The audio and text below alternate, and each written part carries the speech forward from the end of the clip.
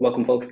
I'm Coach Jeremy, and we are joined here by a lovely group of coaches for our latest round of the Coaches Connect call. We are already deep in discussion because someone forgot to hit record, and that someone was me. Apologize to people watching the replay.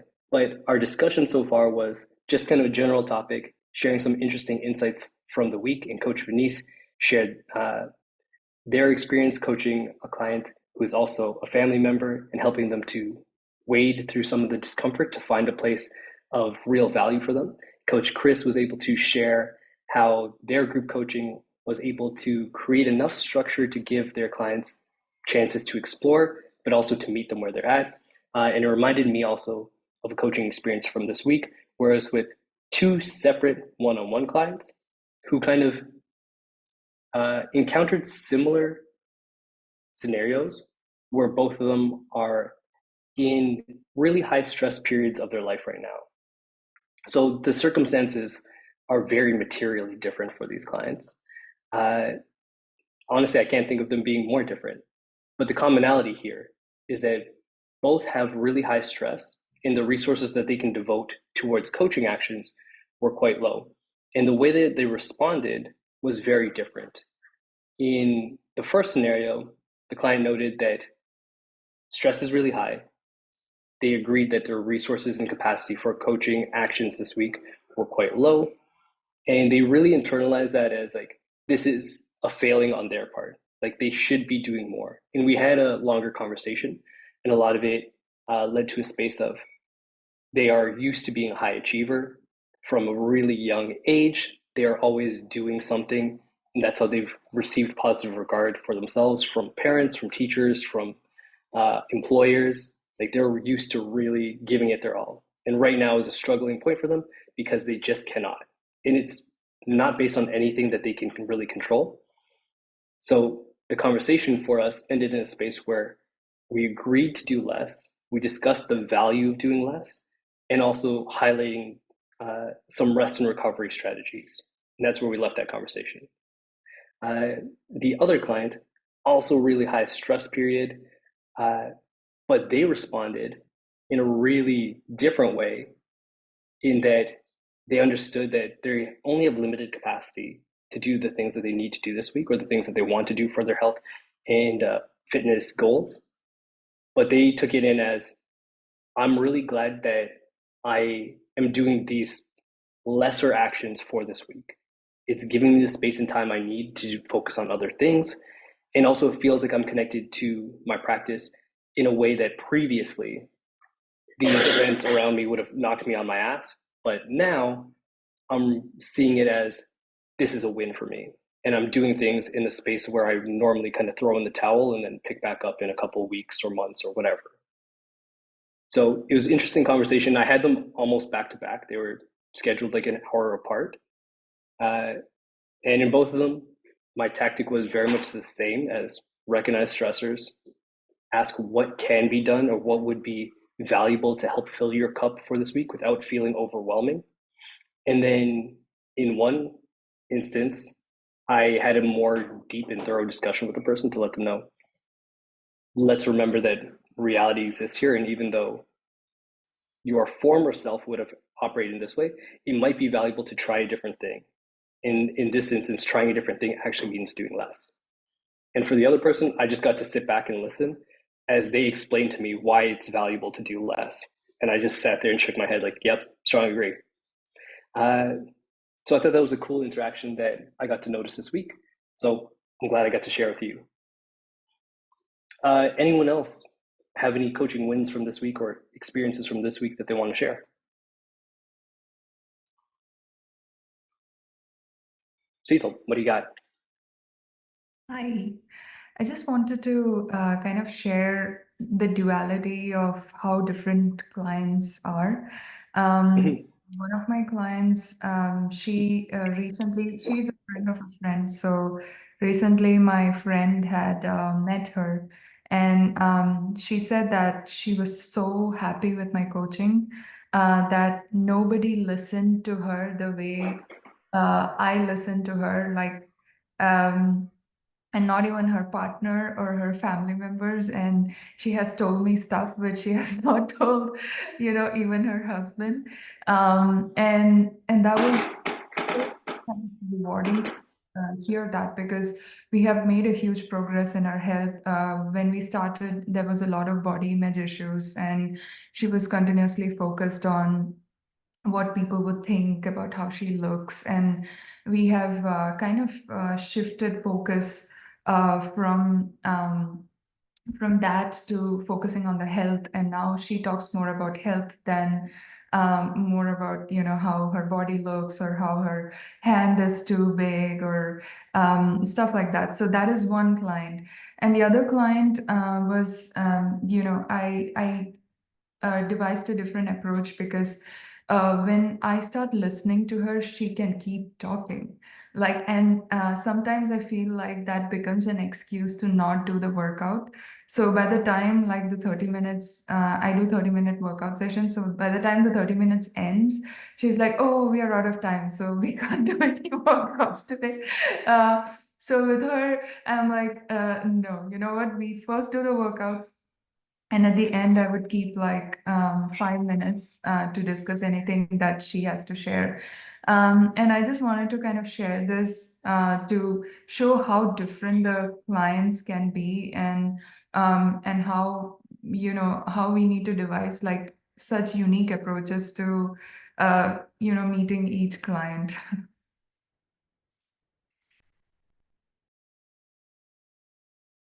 Unmuted. Oh, thank you for sharing.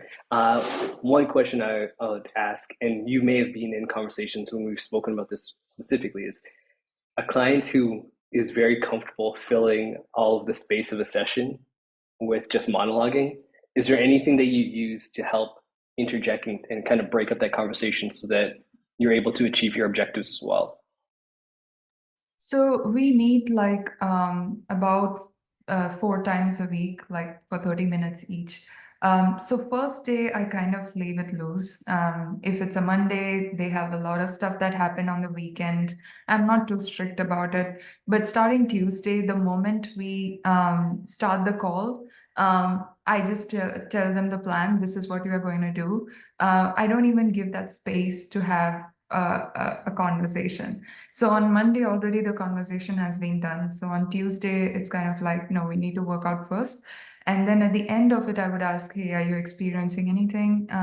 If everything is fine or not. So that has helped a lot. Like, that has helped to keep things on track. Cool. So having kind of like more of a grace period initially, and then more structure as the week continues. It would, yeah, I assume they're not getting into too many shenanigans between the time they see you on Monday and then when they meet you again on Tuesday. Cool. Uh, yeah, for folks who maybe have not sitting on the conversation before, I know as a younger coach, uh, there were definitely periods where speaking with someone, especially someone older, someone who I respect for like maybe what they've achieved, or they're just talking about something that's like even very interesting to me, it's at least interesting to them, and I'm uh, hesitant to interrupt. Just popping in with a, can I pause you there for a second? Summarize kind of what they said, and then let them know it's important for us to turn our attention here. Very rarely has anyone ever said, no, I got to continue with this train of thought. Most people are like, oh, yeah, oh, I didn't even realize I was doing that. Let's move on. So, a very useful tool to keep in your back pocket if you're in a session with a client who enjoys speaking. And who doesn't enjoy speaking about themselves? Speaking of which, oh, Chris, what do you got? Oh, I can wait if you were going to say something. Oh, I was just going to ask, is there anyone else who wants to share any of their coaching experiences from the last couple of days? But until someone raises a hand or pops into the chat box, it's all yours. Well, I was going to go back to the workshop that I did. And one thing that also, because everybody, some were doing strength, some were doing yoga, they were doing different things. And one thing that they liked is that I just used the word movement, that we emphasize movement. And that took some pressure off of it has to be this way. That was another thing I wanted to bring up too, just how the wording was helpful when you're working with different people. The other thing that Kate would be real proud of is I used AI yesterday. So tell us about your AI win. So what I did, actually, I've done it 3 times. So I'm putting together something new. And after I made my outline myself based on my knowledge and the experience I had in that 4-week group, then I put it to AI. And that was very validating to see, oh, look, it's really outlined pretty much spot on. Does that make sense? It was validating to me that it was very close with how I'm laying out something that I'm working on now, and just saw that value. And so anyway, so I dipped into that just a little bit, but I wanted to see, since I'm new, what can I do based on my knowledge? I wanted to see. And then I thought, let's just see what it says. And I'm like, oh my gosh, look at that. And it was also things that I had included in my workshop already. So that felt good as well. So do you want to let us know what tool you used and what did you feed it prompt-wise? So I just I did chat GPT, and then I'm new at that. So I just put in, create a timeline. I put in the 4 weeks or what, I played around with that. A timeline for, the outline for a program on setting intentions for, that was just very basic. And I know you can get more detailed with that, but even just that basic one of just kind of the overall what I'm looking to do. And it just like week 1, week 2, it really laid it out, and it included things like using visualizations and some of the stuff that I did. It really validated that it was on the same track as I was for what I was doing. So I dipped into that. That is awesome. I will pass that along to Kate, and I'm sure she will appreciate that more coaches are utilizing those tools to help build their business. And if nothing else, just ensuring that it's like, yeah, this is a structure that is common, and I can use that as an initial starting framework as you continue to develop your own tools and own methods for how you want to run future programs. Cool.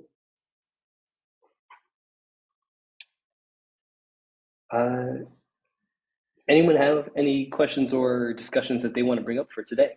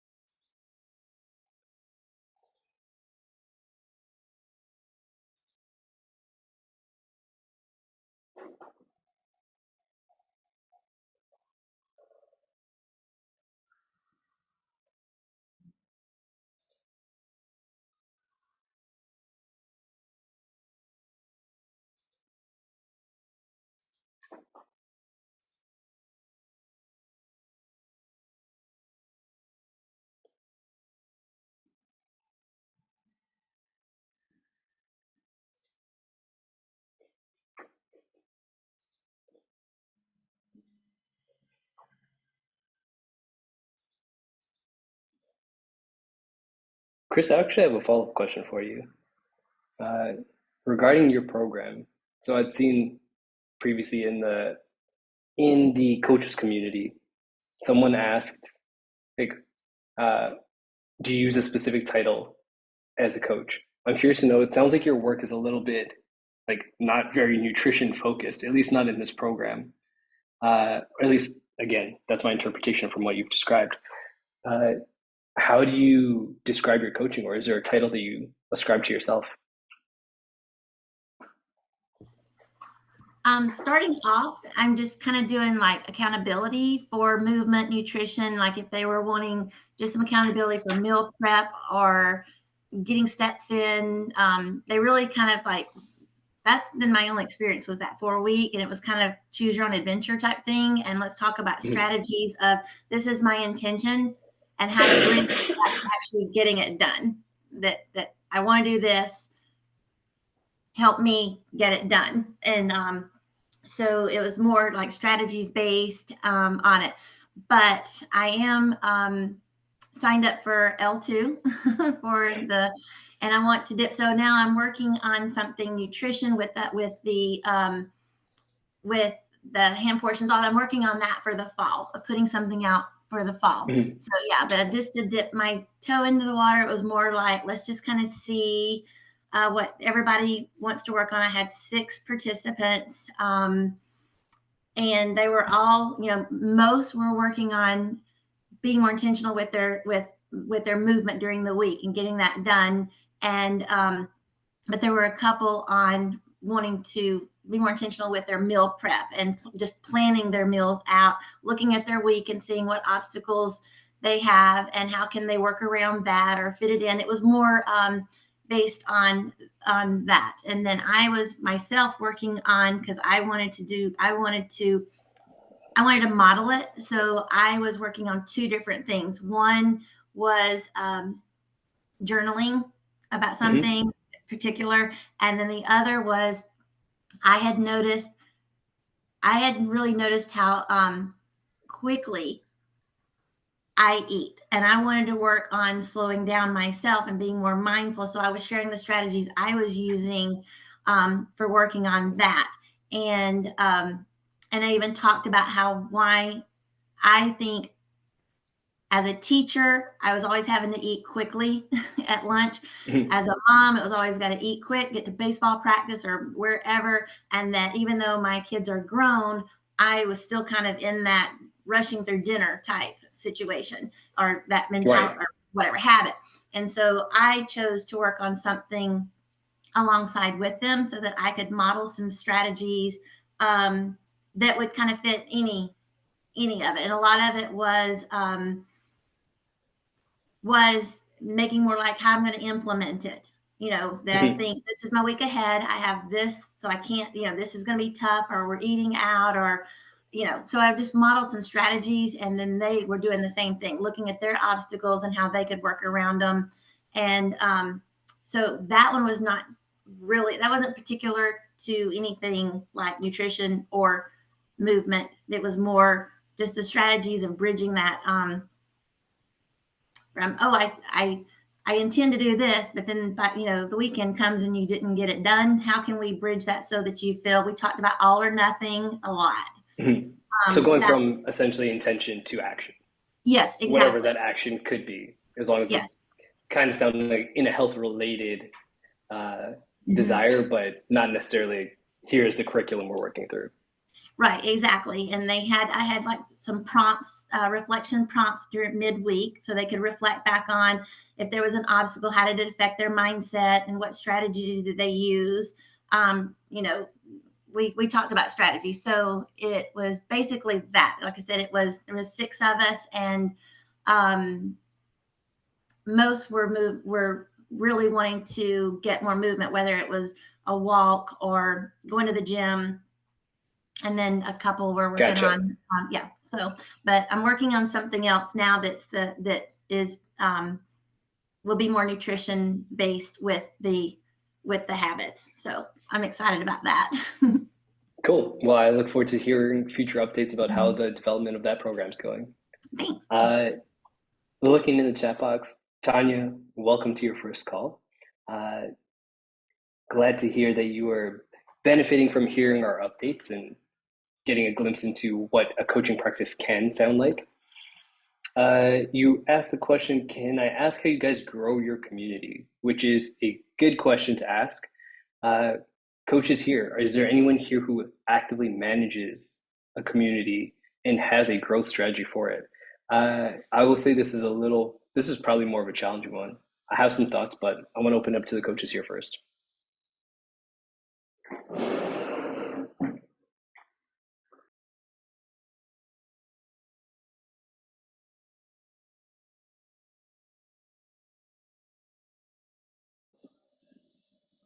When we talk about community, are we talking about client community or coach community? That is a good question, Cecil. I too wondered, what are we looking for? So, yes, a client group. So, as someone who runs mostly one-on-one coaching, at least in my private practice, uh, I have no community. Like the people that I work with, they come from various places, but they have no interaction with each other. Uh, it could be something I developed at some point, but I find that most of the interaction between myself and the client is sufficient. And adding in something like a Facebook group or a WhatsApp chat, all the folks are just working on different things. And it is a lot of work to maintain a thriving, active community for seemingly like not that much return.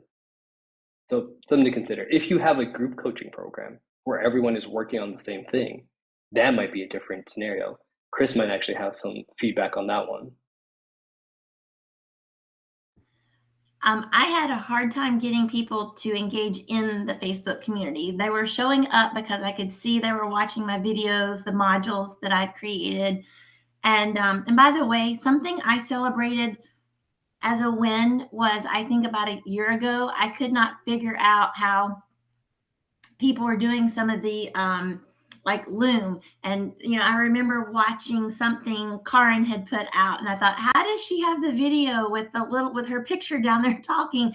And the other day I realized, a year ago, all the stuff I didn't know that was either business related, technology related, something that I have learned setting up my LLC and all, that celebrate those wins also when you're new, because you're growing right along with it. And it's stuff that you just like, oh my gosh, it's mind boggling to learn it all.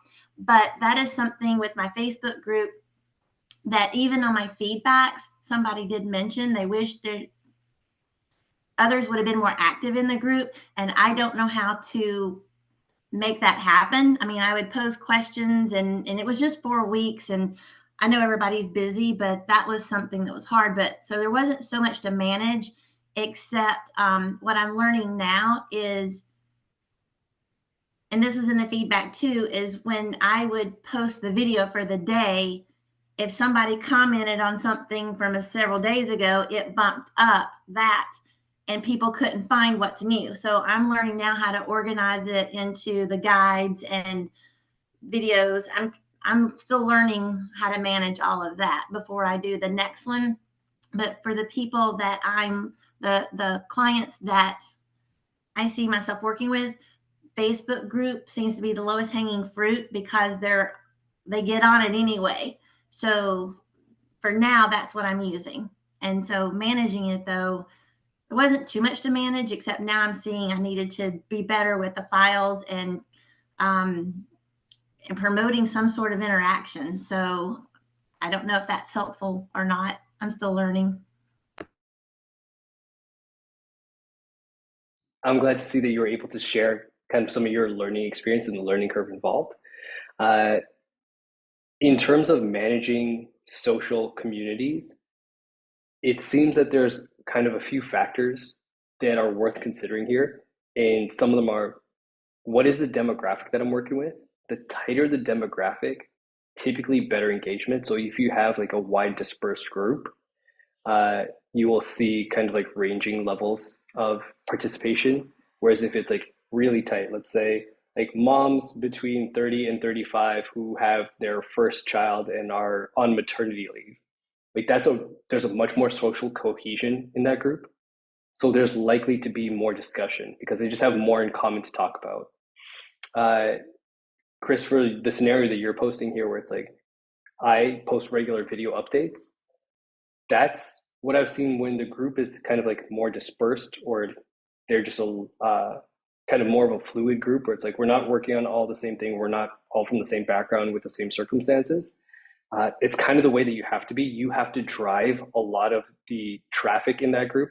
So you have to post regularly, you have to start discussions, and you have to have a very clear like call to action that is recognized by the group. So it's like, here's my Monday morning post, here's what we're working on. If you have questions, please post them below. My question for you for this week is, hey, what is the protein that you're going to prepare for this week? Some of them can be like more in-depth discussions, depending on like where you are in the group. Initially, I'd go for like really low-hanging fruit and just ask like, what is something that I can ask this community that's not going to require a lot of brain power or ask them to be very vulnerable off the bat, just to get kind of momentum in the group. And as actually you were saying in terms of organizing things, if you are managing a Facebook community in particular, I normally set the settings so that posts show in order of recency, and then comments also show in order of recency so that it's easier to navigate. Otherwise, it will say like it may organize by like most recent activity, which is a different thing, and then it pops your posts all over the place, and that's kind of annoying.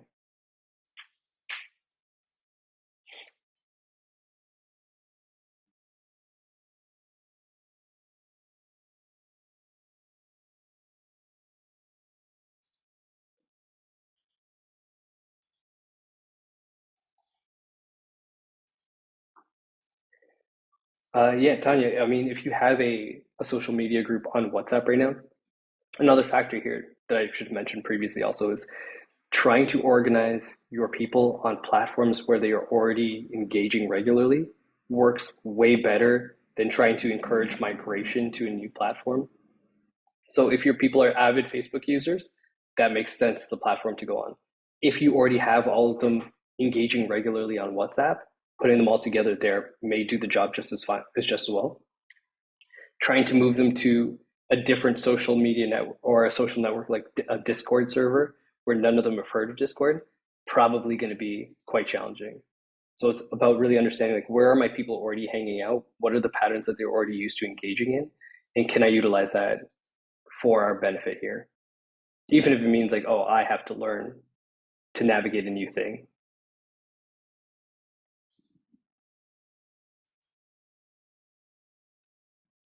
Yeah, and Seethal, I can't imagine having 15 clients come over to my house. I don't even know if I have 15 chairs in my house.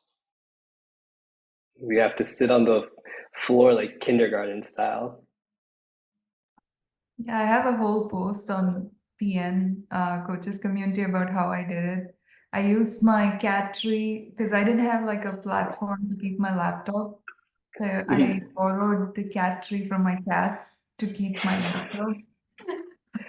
They didn't come across and just be like, Yeah, they were not happy. Tanya, so it sounds like the question also behind the question is more so like, how do you attract your clients, which is a very common question we discuss here. Uh, and oh, Marta, it looks like you had something you popped in the chat box. Do you want to unmute? Have a little bit of noise here. That's why I wrote the message. But on No social worries. media, just show up as you are. For story, I use like I repost my gyms stories because I work for 2 gyms, so that's the low hanging fruit. Very easy for me to reshare my stories in my stories, my newest thing. And for permanent messages that you wanna, that be permanently there in on your page, I will do some posts and reels that is, a little bit more what you are doing or what message you wanna convey. And I think that is the only way that you will attract your clients that it will really align with your line of coaching. I will not get an athlete with my posts because I am not conveying that meaning with my content. I will attract more moms or older population that sees the reflection in my own experience. I think that's the way on social media, which is something that I'm not very savvy. That anyway, that's my little thing. Yeah.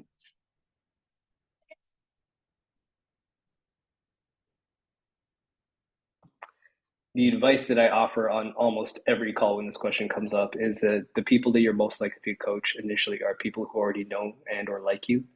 Uh, so continue to have conversations with the people in your networks, family, friends. Uh, Going from there is a much easier standpoint than trying to generate kind of social collateral with people who don't know you at all. And it tends to be a little bit easier if you yourself have crafted a narrative around like who you are as a person, as like, oh, I've had this interest for a long time, or I've worked on this specific problem for myself. A lot of people know that about my story already.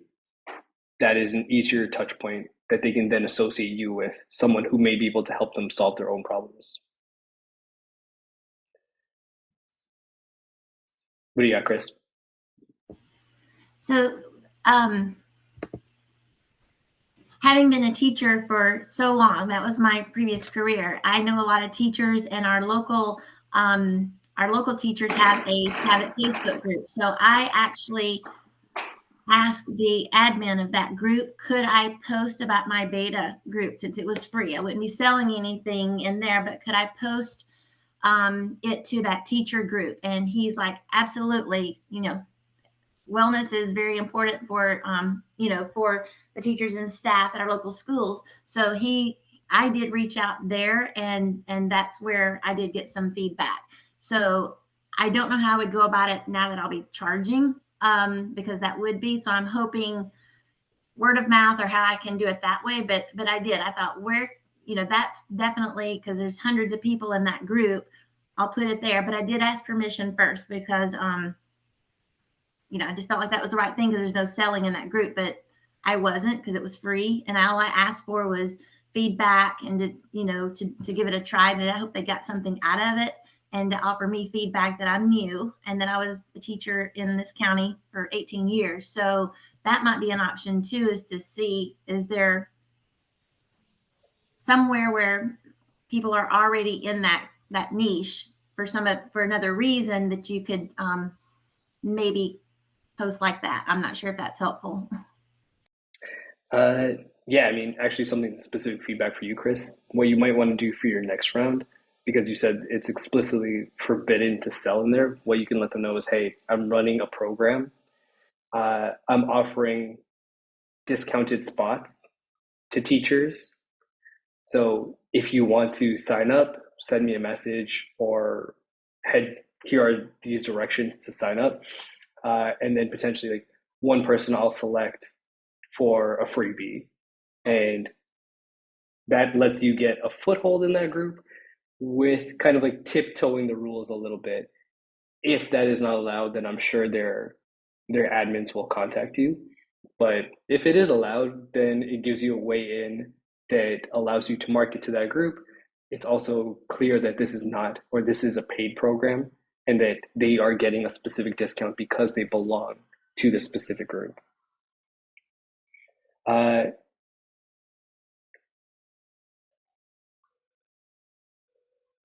For Tanya, you also mentioned here, I find it really hard to sell to family and friends. Is the difficulty in that they find it hard to give you money, or you finding it hard to ask them for money?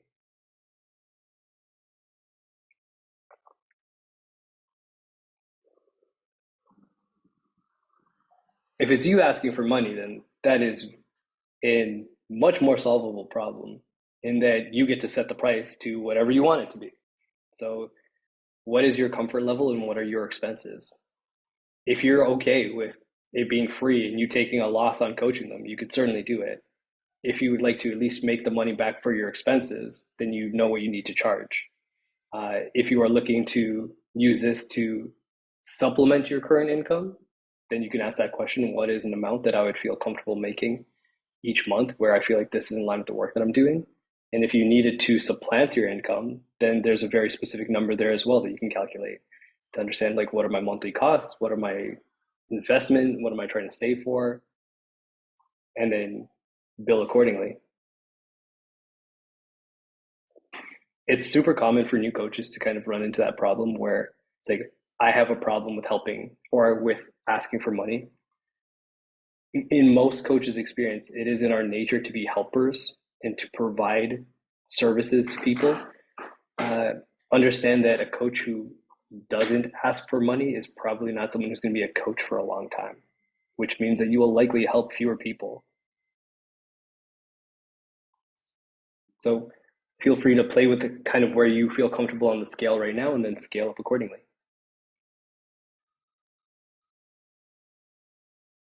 Cool. We have a couple more minutes. Anything before, or any final questions or discussions before we wrap up?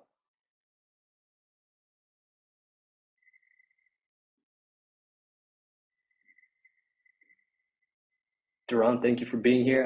And yeah, I'm glad to see that you got something out of this one. I don't know if we'll be doing many early morning sessions moving forward, but I'm glad to do them while I'm in a time zone that allows for it. Can I ask a quick question? Shoot. Yeah, sorry. I've been in and out because I'm trying to get my kids ready for school, but I have a really hard time coming to these sessions because of the way my schedule works, but I desperately need it.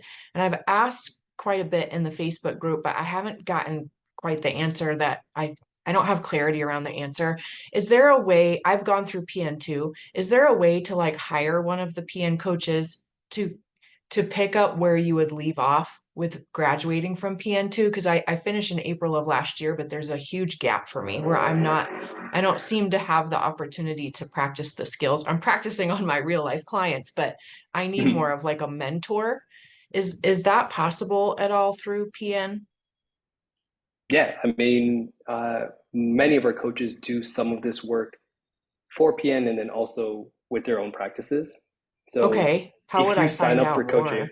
Yeah. if you sign up for coaching with PN, Uh-huh. email us at info@precisionnutrition.com. Let them know, hey, this is what I'm looking for from a one-on-one coach, and ask for someone who is willing to share like business-related advice or coaching-related advice in addition to whatever else you want to work on. That is a way that you can do that. Okay, info@precisionnutrition.com, you said? Okay, thank you. You're welcome. But yeah, I think at a certain level of coaching where you are building your skills, but not quite ready yet to be like, I have a fully formed kind of framework, hiring a coach that you respect the way that they communicate and that you've seen kind of how they operate is incredibly valuable for fast tracking your own coaching development.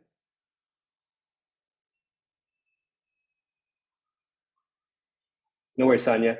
I think this is probably a good place to wrap up for today. Thank you, folks, for your questions and for showing up and being here and being so supportive of each other. And then we will be back, I believe. Actually, I don't think we have anyone in next week. Both Kate and I are away. So we'll probably be back in the following week. I feel very confident of that. Anyways, take care, gang.